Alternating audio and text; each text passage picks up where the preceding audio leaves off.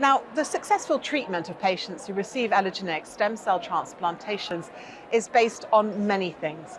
But we'd be nowhere without the individuals like Will Bryant, who donate their cells to begin with.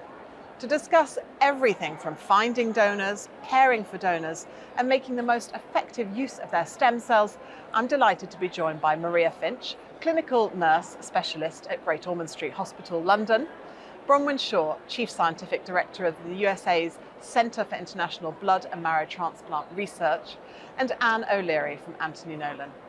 Ladies, thank you all so much for joining us. Nice. Anne, I wonder if I can start with you.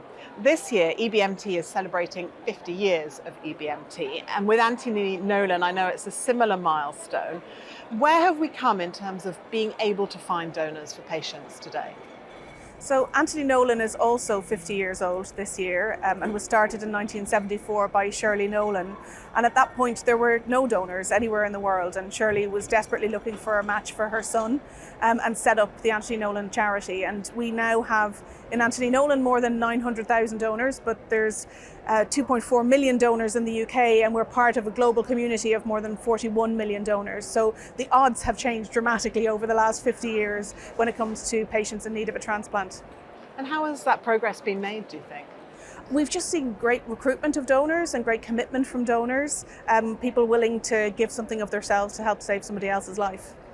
Maria, let me ask you from your experience, how effective are the pathways to getting donations for your and your colleagues' patients? I think pretty good, to be honest. We have access to a worldwide database. So we have an idea pretty early on how likely a patient's going to find donors, and that can really relieve the tensions of both the team looking after the children and also families if they know that there are good matched potential donors out there and that it's going to be a short wait to confirm those donors. So, it's great. And are there any gaps in the provision of donors, and how do we ensure equity of access across all communities, all countries and all hospitals? Obviously, finding a matching option for a patient is the most important thing. Being able to support the clinicians and have a matching option when a patient needs it, that's what we're always aiming for. But there are still people for whom we can't find the best possible option. So there's lots that we need to do about that. So we need to diversify our registry in terms of the ethnicities of the donors who are joining.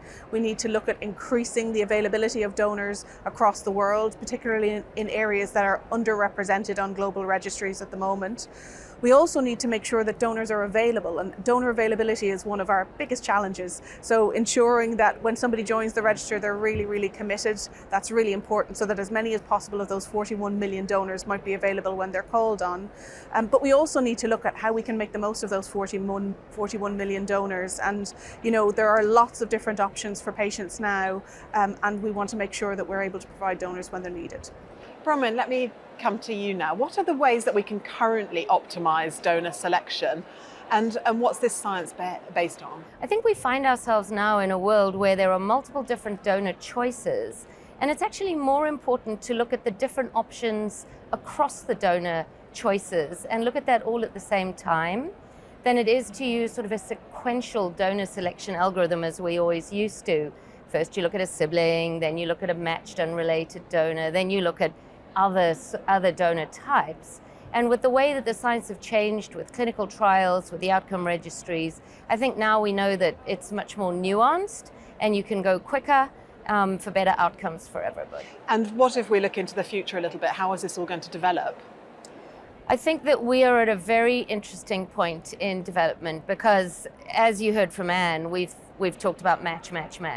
Now we're saying, actually, let's mismatch. And, obviously this is a paradigm shift. It's taking people a little while to change the gears in their head and look at the different ways we do donor searches. But it's absolutely amazing because we've got great outcomes for patients across the board, whether you're using a matched or a mismatched donor now. And so we know there are other things that we don't yet understand, and that those are what we need to study. And for patients, does that increase hope then? Absolutely does. Yeah, that's a great question, because obviously it's the patient sitting in front of you who wants to know, what are my options? How quickly can I go to transplant? And if they can see the whole smorgasbord of all of these different things, it's a lot less anxiety provoking, I guess, than the ones you see. And you see, particularly Maria, who sit there going, well, how many donors are available and which one will be first? And, so I think we're in a different world. And just in a nutshell, Maria, what difference are you seeing that's making to patients? A lot of our patients are sick, so the longer they're waiting around, with leukemic patients, there's always the risk that they're going to relapse. They might then need a further course of treatment. Or if they are immunology patients, for example, they could be already sick, or there's always, they're at risk of further infection or getting an infection. So I think, if they know that there's the option of the haplo, then it just takes the pressure off, I think.